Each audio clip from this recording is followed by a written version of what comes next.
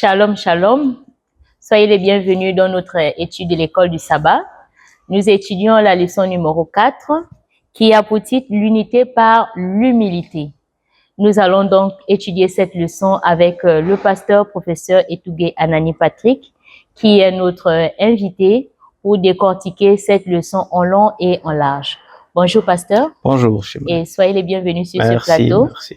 Alors, pasteur, nous étudions la 4e leçon, l'unité par l'humilité. Yes. Alors, le titre de notre leçon, l'unité, qu'est-ce que c'est?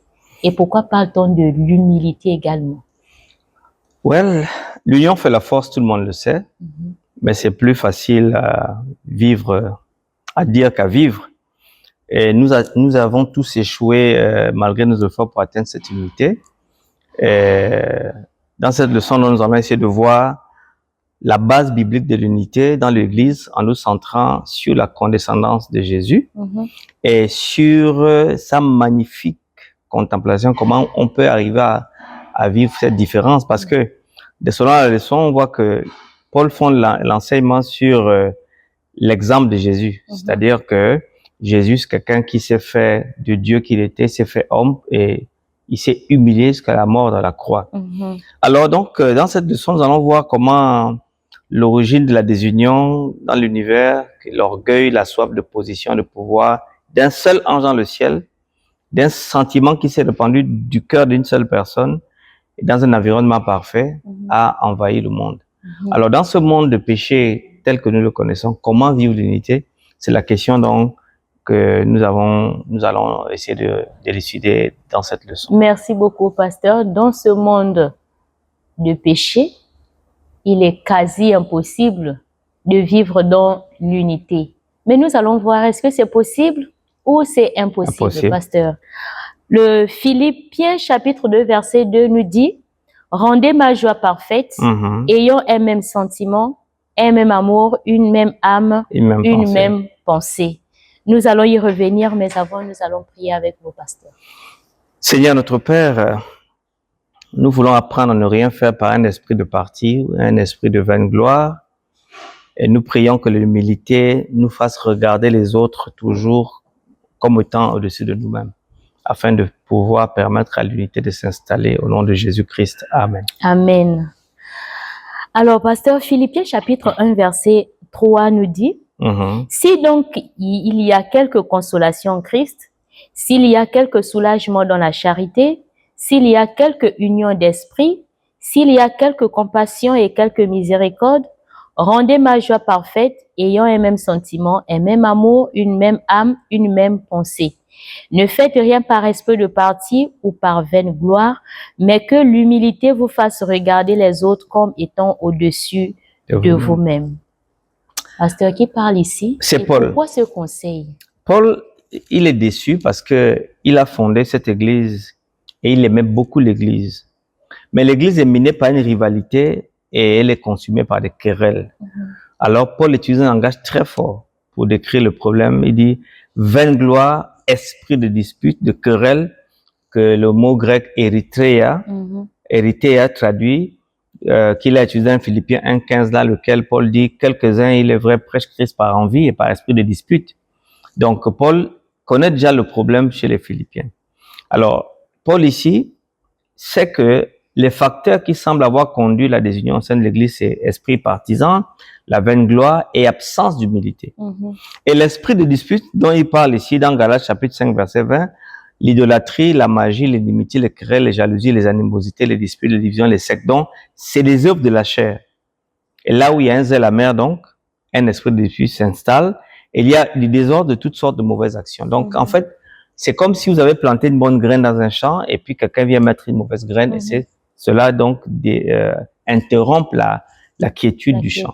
Voilà. Mais pasteur, comment expliquer cela qu'au milieu des enfants de Dieu, on retrouve ce genre d'attitude qui n'honore pas justement le Seigneur? Oui, le mot grec qu'il utilise, notre mot c'est vanité. Il utilise d'ailleurs une seule fois dans ce passage de Philippiens. Et dans ce sens, dans la littérature extra-biblique, la vanité, c'est un peu quelque chose à voir avec l'arrogance, un orgueil creux. quelqu'un qui se regarde soi-même au-dessus des autres. Et dès que ce sentiment est utilisé, donc maintenant, nous cherchons nous-mêmes notre vaine gloire, on se provoque les uns les autres. Parce que vous savez, l'orgueil a besoin de provoquer. Parce que l'orgueil se mesure à l'autre. Quand vous êtes orgueilleux, vous n'êtes pas satisfait quand tout est calme. Il faut toujours provoquer pour pouvoir montrer votre grandeur. Et donc, c'est cet état d'esprit. Donc Paul ici énumère les remèdes de ces problèmes. Il dit, consolation en Christ. C'est Christ étant l'exemple, nous devons tous pointer vers lui. Oui. Le réconfort de l'amour. Jésus révèle l'amour divin et on voit comment il a été condescendant. Ça peut nous donner un exemple. Mais le mot le plus fort, à mon sens, c'est la communion de l'esprit. Il dit, s'il y a quelque communion de l'esprit en grec, c'est-à-dire que, on dit donc, on est unis l'un à l'autre par le Saint-Esprit. C'est-à-dire que, c'est pour ça que Paul va dire, ayez le regard sur Jésus. Si tous les membres regardent à Jésus, donc il y a une communion d'esprit. Et cette communion d'esprit fait que nous puissions être en paix avec tous les autres. Donc, je vais résumer ceci. Nul ne peut aller au Père sans passer par Christ. Nul ne peut connaître Christ sans passer par l'Esprit. Et nul ne peut aimer Jésus sans avoir le Saint-Esprit. Donc, vous voyez, dans la Trinité même, dans ma vie, tout est bloqué.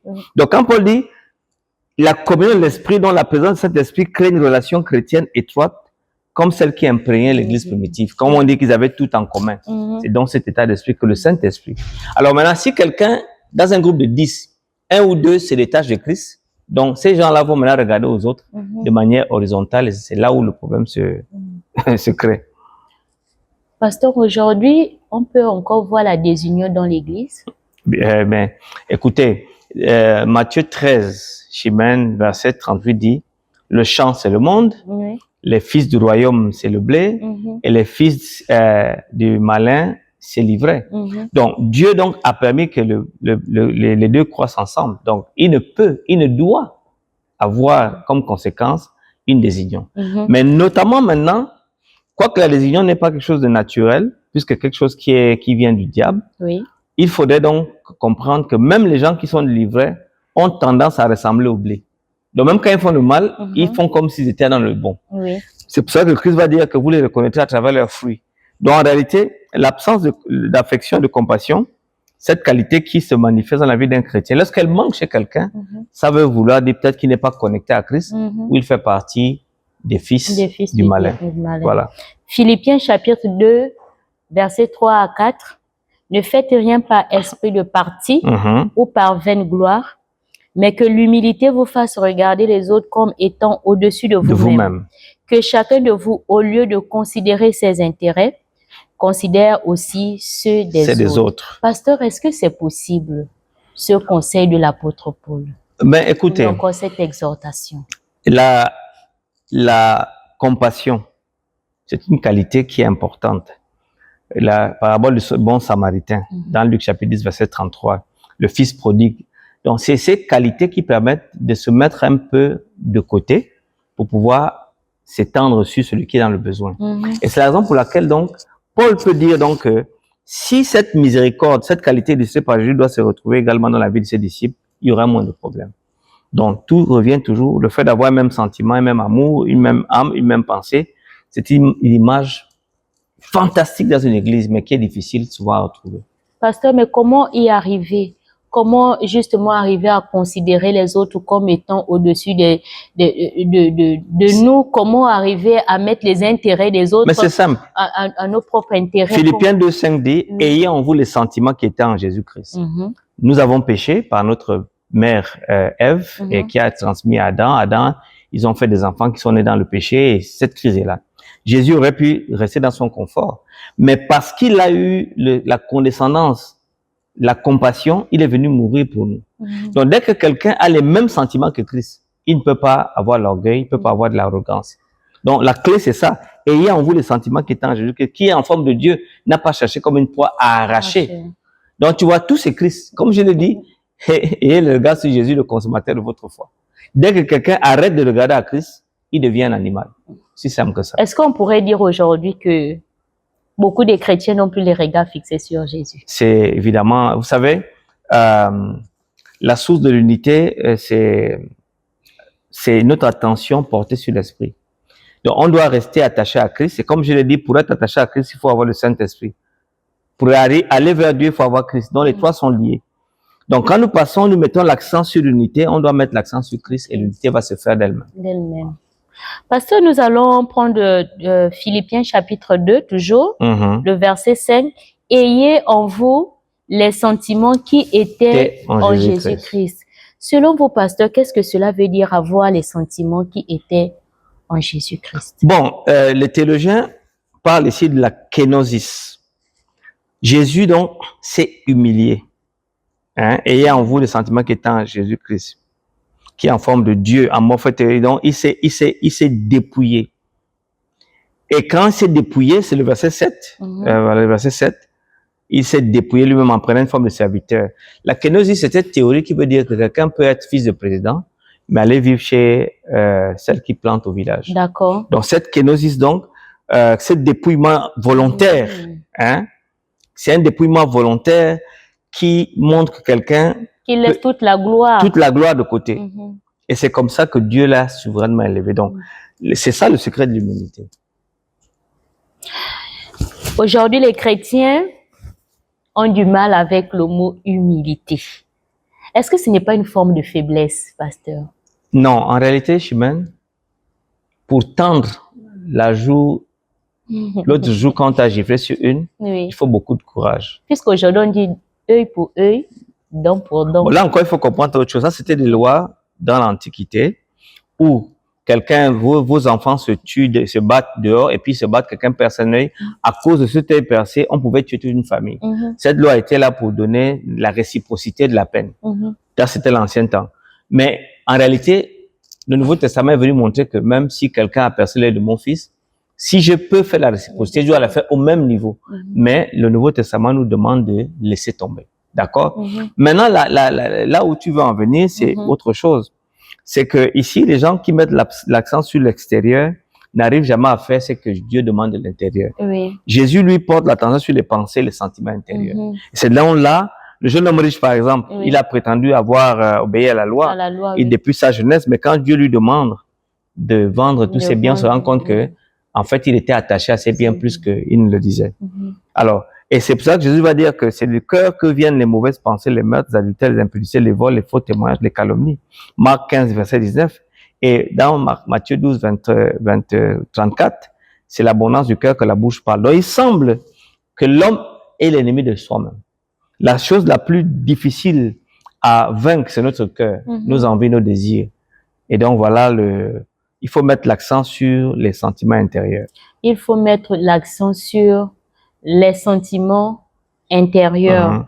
Et justement, l'apôtre Paul, il a vraiment mis l'accent là-dedans, là-dessus, parce que vous vous souvenez que les leçons précédentes, il parlait d'augmenter, que Dieu augmente l'amour au milieu, au milieu du peuple.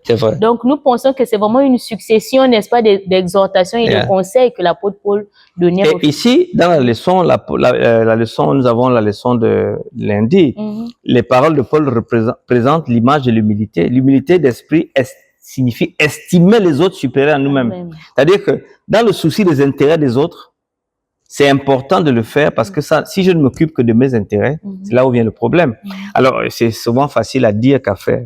Mais c'est des principes importants à garder à l'esprit dans nos interactions les uns des autres. Souvent, nous nous concentrons sur nous plutôt que sur l'écoute de l'autre. Et souvent, les conflits naissent de simples malentendus parce qu'on n'a pas eu le temps d'écouter l'autre. Hein? Nous ne serons pas toujours d'accord, mais écouter déjà, c'est un sentiment de guérison. Donc, Paul parle de l'unité qui est produite par l'esprit. Dans Ephésiens 4.3, qu'est-ce qu'il dit? Vous efforçant de conserver l'unité de l'esprit par l'un de la paix. Donc, qu'est-ce que ça veut dire? Ici, je reprends mon image. Je dois avoir les regards sur Christ. Or, pour avoir les regards sur Christ, je dois être mu du Saint-Esprit. Or, pour avoir le Saint-Esprit, il faut qu'il y ait de la paix. Donc, dès que dans l'environnement spirituel, un seul virus est rentré, tout est gâté. Tout est gaspillé. Donc, on doit s'efforcer de garder, de conserver cette unité de l'esprit par un lien de paix. Ça, quand il y a des conflits, on doit revenir ensemble, se parler et puis essayer de se comprendre et se demander pardon aux besoins. Voilà. Aujourd'hui, nous évoluons également dans un monde où l'individualisme prône, pasteur. Aujourd'hui, il est difficile de voir beaucoup de personnes voilà, valoriser ce côté d'unité-là, pour ne pas aller un peu plus loin, même familial. Beaucoup vivent maintenant en vase clos, c'est le père, la mère, les enfants, et on s'arrête là. Est-ce que cette attitude, parce qu'on a vu qu'avec les chrétiens de l'église primitive, ils mangeaient ensemble, ils partageaient le pain ensemble, ils communiaient ensemble, mais aujourd'hui, ce sont des valeurs et des qualités qui sont en train de disparaître au milieu de nos communautés. Est-ce que ce n'est pas un danger aussi? Chez Ben, dans la leçon de mardi, on nous parle d'un implant mental ou une chirurgie de l'esprit. Oui. Pour revenir à ce qu'on a besoin d'être radicalement opéré de l'esprit. C'est-à-dire que les entreprises mondaines travaillent sur une technologie qui combine la puissance de traitement des ordinateurs avec le cerveau des humains.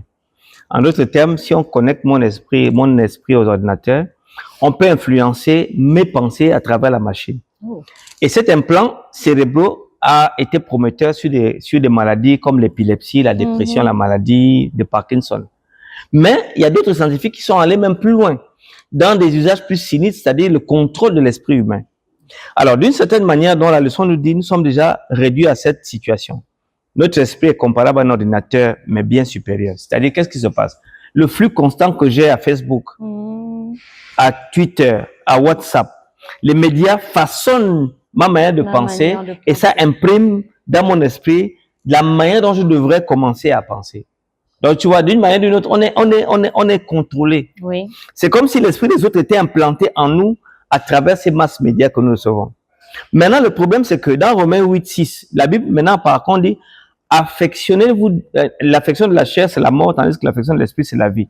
La Bible nous encourage à être affectionnés à les choses de l'esprit. Or, les TikTok, les Facebook, et ainsi de suite, nous amènent dans l'affection des choses de la chair. Et donc, à ce moment donné, nous n'arrivons plus à connaître les choses de Dieu parce que c'est par l'Esprit de Dieu que nous connaissons les choses de Dieu. Et voilà donc, l'Esprit du monde entre en nous et ça crée donc autour de nous des conflits. Nous sommes victimes, mais nous sommes également responsables. Oui. Donc, qu'est-ce qu'il faut faire, Chimène? Nous devons fondamentalement changer nos pensées. Mais nous ne pouvons pas le changer parce que notre cœur est mauvais par-dessus tout. Seul Dieu peut faire ça. Et le Saint-Esprit doit opérer en nous en maniant l'épée de l'Esprit dans Ephésiens 6:17 qui dit que prenez sur le casque du salut l'Esprit de l'Esprit qui est la parole de Dieu. Donc voilà le secret. L'apôtre Paul dit dans Philippiens chapitre 4 verset 8 dit ceci.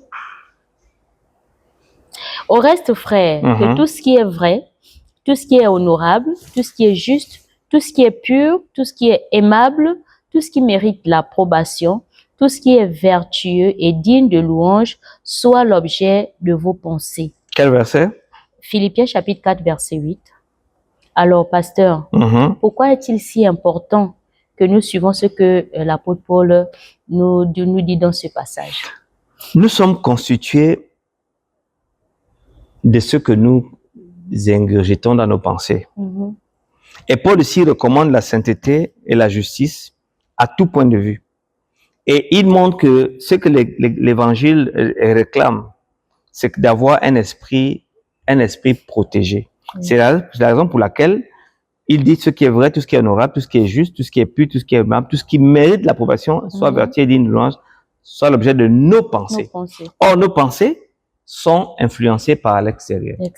C'est donc, il faut donc qu'on fasse attention, ne pas mettre des choses qui sont mauvaises devant nos faces, ne pas discuter avec des gens qui nous amènent toujours vers le bas, avoir des amis qui sont toujours ouverts, mais qui parlent de la parole de Dieu, c'est très important. Le flux constant d'informations auquel nous sommes exposés nous influence et contrôle notre manière de penser, de réfléchir. Mais pasteur, comment y arriver justement à canaliser un peu toutes ces informations? Parce que nous sommes quand même au 21e siècle où la technologie est vraiment à la portée de tout le monde, même les tout petits ont des téléphones, des tablettes, etc. Comment arriver à canaliser tout cela pour ne pas aller dans les dérives? En fait, c'est l'esprit. Le Saint-Esprit doit faire quelque chose en nous. Ce n'est que par le Saint-Esprit que nous pouvons vraiment nous connaître nous-mêmes. Car par notre nature, notre cœur est trompeur, notre cœur est mauvais. Le mot hébreu pour trompeur, c'est Yaakov, le nom de Jacob. C'est qu'il fait référence à un terrain bosselé qui nous fait trébucher. Donc le cœur nous trompe. Si tu suis les pensées de ton cœur, tu es toujours trompé par toi-même. C'est des pensées qui sont tortueuses et trompeuses. nous devons être transformés par le renouvellement de l'intelligence. Sans le Saint-Esprit, nous ne pouvons pas y arriver. Alors, on est toujours dans le livre de Philippiens, qui est vraiment un livre intéressant. Et le chapitre 2, le verset 5 et 8, « Ayez en vous les sentiments qui étaient en Jésus-Christ, lequel existant en forme de Dieu n'a point regardé comme une proie à arracher d'être égal avec Dieu, mais s'est dépouillé lui-même en prenant une forme de serviteur, en devenant semblable aux hommes et ayant paru comme un simple homme. Il s'est humilié lui-même, se rendant obéissant jusqu'à la mort, même jusqu'à la mort de la croix. » Pasteur, comment Jésus est l'exemple à suivre. Je me rappelle en 63, 6 mois avant de remporter le championnat du monde de poids lourd, Mohamed Ali avait sorti un album où il disait « Je suis le plus grand ». Et c'est vraiment quelqu'un de grand dans le monde, mais c'est pas un exemple à suivre. Mais si vous voulez avoir les pensées de Christ, c'est l'inverse que Jésus fait. Il était sans péché, il a été tenté en toutes choses, mais n'a pas péché. Il n'a jamais péché. Il a appris l'obéissance par la soumission de Jésus à la volonté du Père était parfaite. Alors dans Philippiens que tu viens de dire, Jésus qui était l'égal de Dieu, étant lui-même Dieu, non seulement prit sur lui la nature humaine, qui était déjà un problème, mais il se fit aussi serviteur doulos, un domestique, un esclave, et s'offrit ensuite un sacrifice humiliant pour nos péchés. Ailleurs donc Paul nous dit que pour comprendre ce que cela signifie, il faut regarder à Jésus. Un Dieu parfait, un Dieu sans tache, un Dieu créateur qui s'est fait homme dans une nature plus, enfin, entre un homme et un Dieu, il n'y a pas match, mais il l'a prise pour devenir mon sauveur.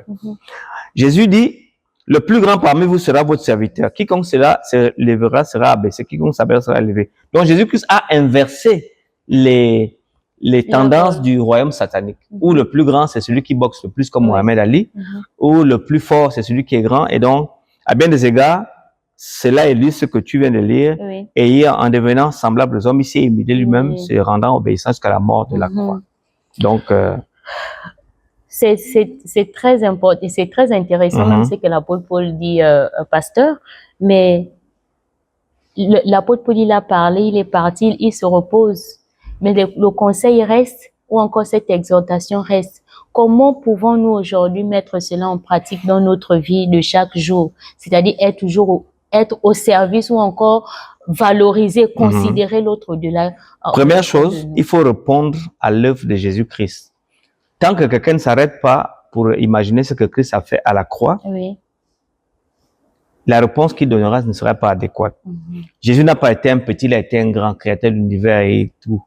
Mais dans sa grandeur, il a gardé une attitude d'humilité. Pourquoi moi qui ne suis rien, dont le souffle peut disparaître à un moment, je peux avoir des pensées d'orgueil. Donc, tout c'est le Christ. L'exemple du Christ. Christ est la solution. Et c'est là où Paul nous exhorte aux Philippiens. Paul exprime dans ce passage ce qu'il avait dit plus tôt, à savoir ne rien faire par esprit de parti ou de vaine gloire. Parce que je me glorifie de quoi? Qui suis-je? Mon souffle peut s'arrêter demain.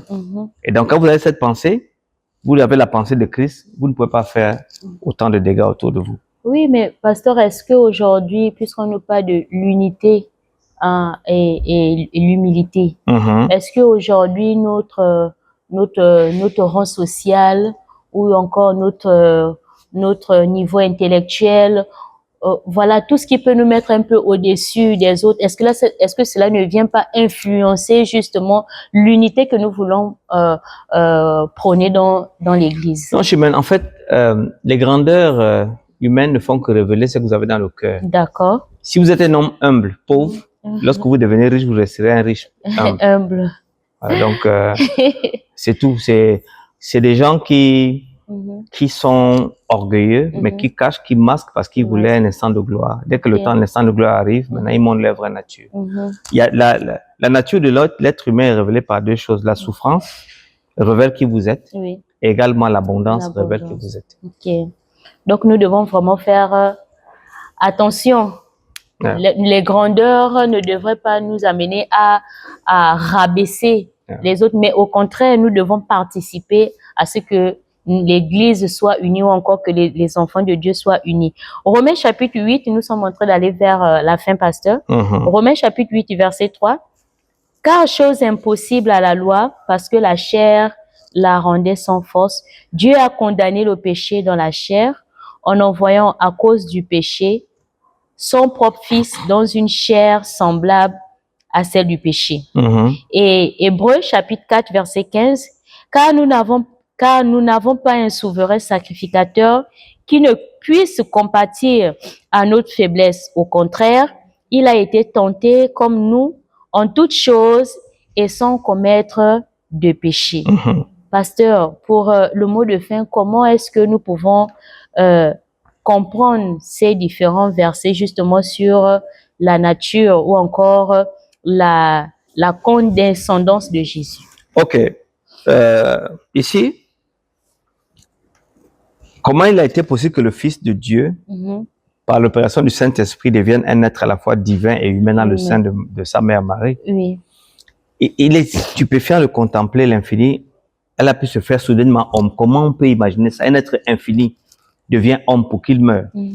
Donc, Paul, dans l'hymne de Philippiens 2, développe cette condescendance de manière complète. 1. Existant en forme de Dieu, par contre, mort fait tout ou fait référence à sa nature divine, à l'égalité de Dieu. Jésus est Dieu. Dans Jean, commence à mettre la parole était Dieu, la parole était avec Dieu. Le dépouillement, c'est ce que Jésus a renoncé aux prérogatives divines pour devenir homme afin de pouvoir me sauver. Et cette humiliation, en prenant la nature d'homme, il a donc passé de la suprématie universelle à la servitude absolue. Donc, c'est deux opposés. Jusqu'à la mort, même jusqu'à la mort de la croix. Alors ici, cette condescendance, il n'existe aucune manière de montrer l'amour que Dieu a eu pour nous. Il n'existe aucune manière plus ignominieuse de mourir que celle que Jésus a choisie après l'avoir planifiée. Pasteur, mais est-ce qu'aujourd'hui, en contemplant Jésus ou encore le sacrifice de Jésus-Christ à la croix, cela peut nous aider justement à faire preuve d'humilité?